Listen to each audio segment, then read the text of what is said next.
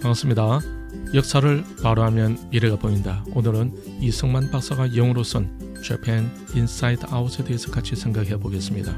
이전에도 언급해드렸듯이 이승만의 외교 전략은 미국과 일본의 관계가 결정적으로 악화되었을 때 미국의 지원을 얻어 한국의 독립을 회복하고자 하는 것이었습니다. 이승만은 다음과 같은 주장을 합니다. 일본은 한국만 집어삼키는 것이 아니라 중국도 공격하고 결국에는 미국과도 한판 승부를 벌이게 되면서 전 세계가 싸움터가 되고 막대한 손실을 입으며 수많은 사람들이 죽어가게 된다는 것입니다. 그 비극을 방지하려면 한국을 독립시켜서 일본을 견제하고 강대국들의 충돌을 방지하는 완충지대로 만들어야 한다고 이승만은 주장합니다. 한국을 독립시키는 것이 세계 평화에도 좋고 강대국들의 이익을 위해서도 좋다는 것이죠. 이것이 이승만의 전략이었습니다. 그런데 결국에는 이승만의 그 전략이 그대로 이루어집니다. 하지만 그 당시에는 이승만의 그 주장은 그저 웃음거리로 취급당합니다. 이승만이 맨주먹 붉은 피로 외교전을 벌이고 있을 때 일본은 놀고만 있었겠습니까? 일본도 이승만과 비교할 수도 없는 자원과 역량을 활용하여 서구 열강을 자기들의 편으로 만들려고 노력했고 또 성공합니다. 세계 최고 패권국의 지위를 차례로 차지하게 되었고 영국과 미국을 일본의 동맹국으로 만들었습니다. 그리고 강력한 일본을 기반으로 태평양의 평화를 이루간다는 것이 미국 외교의 기본 방침이기도 했던 것입니다.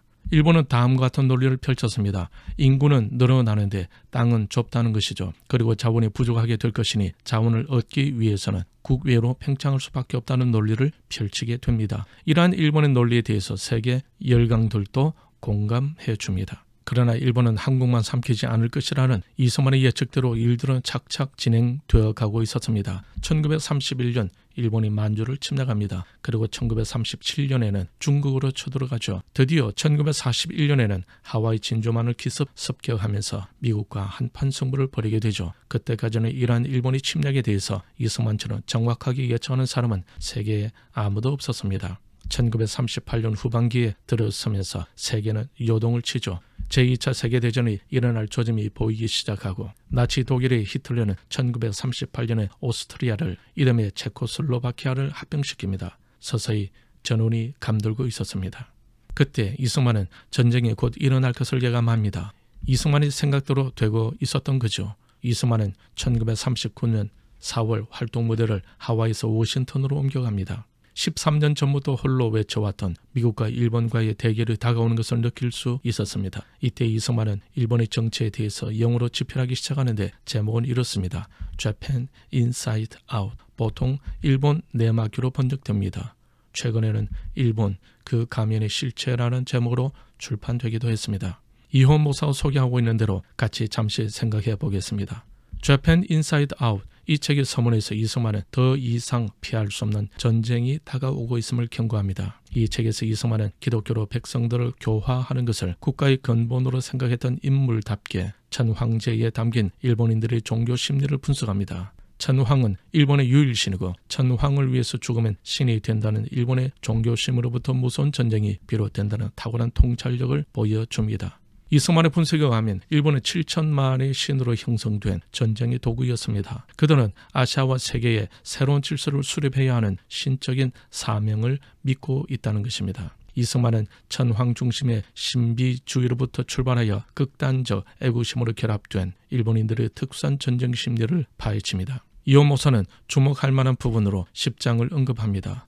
일본이 한국과 중국 등 아시아 각 지역을 침공했던 역사를 열거합니다. 그러면서 알래스카나 하와이도 얼마든지 침략의 대상이 될 수 있다고 예견합니다. 이 예언 그대로 나중에 일본은 1941년 12월 7일 하와이를 공격하게 되죠. 그것은 Japan Inside Out이 출판된 지 약 6개월 뒤의 일이었습니다. 일본의 아시아 침략은 자유세계 전체에 대한 위협임을 15장의 글자서를 열거한 후 이승만은 미국의 행동을 촉구합니다. 미국이 당장 경제적, 도덕적, 군사적 총력을 동원해 일본을 막지 않으면 전쟁으로 이어진다고 그는 그의 책을 통해 주장했습니다. 그리고 책의 마지막 문장들은 꿈에도 잊지 못하는 조국을 향한 글들이 기록되어 있습니다. 우리가 감히 예상하고 또 희구하고 있는 것보다 더 일찍 세계의 자유민주주의 세력이 일본인들을 그들의 섬나라에 다시 잡아넣을 것이며 평화는 다시 찾아올 것이다. 그때 우리 한국은 전 세계의 자유국가들과 어깨를 나란히 하게 되고 또다시 고요한 아침의 나라로 세계 앞에 당당히 서게 될 것이다.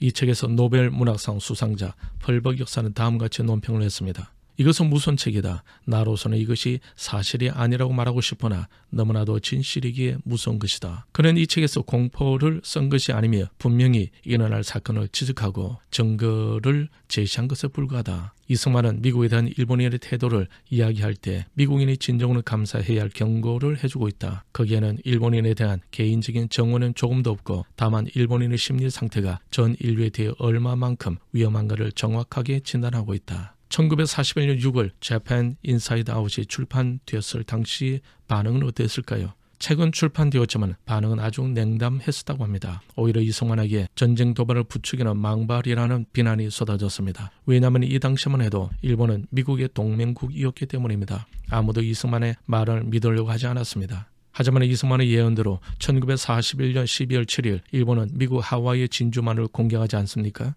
일본은 역사적인 항공모함에 전투기를 싣고 하와이까지 갔어 새벽 6시 조금도 착오 없이 결정적 타격을 입혔습니다. 미국은 진주만 공격으로 미군 2395명이 전사하였고 1178명의 부상자가 생겼고 12척의 전투함대가 그 자리에서 침몰되었으며 9척이 치명적 파손을 입어 쓸 수 없게 되었고 323대의 공군 전투기가 파괴되었다고 합니다. 가장 큰 전투함대였던 애리조나 함대에서 잠을 자던 병사 1177명은 그대로 바다에 가라앉았습니다. 프랭클린 루즈벨트는 12월 7일을 영원한 치욕의 날이라고 불렀습니다. 이것은 미국이 이승만의 충고를 무시한 대가였다고 이호원 목사는 말하고 있습니다. 1941년 12월 8일 미국 프랭클린 루즈벨트 대통령은 그다음 오랜 기간 동맹관계였던 일본을 적대국으로 규정하고 전쟁을 선언합니다. 그 후 이승만은 어떻게 되었을까요? 이승만은 그 후 예언자라는 별명을 얻었다고 합니다.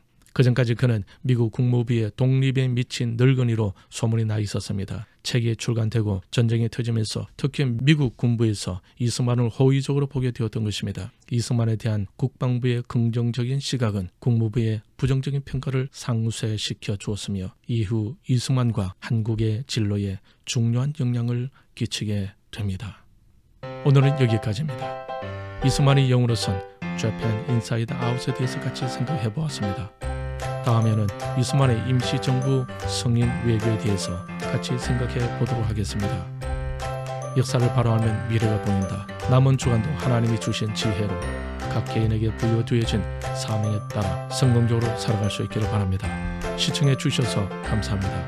보다 더 많은 사람들과 함께 역사를 객관적으로 이해할 수 있도록 많은 관심 부탁드립니다. 감사합니다. 승리하십시오. Great Korea!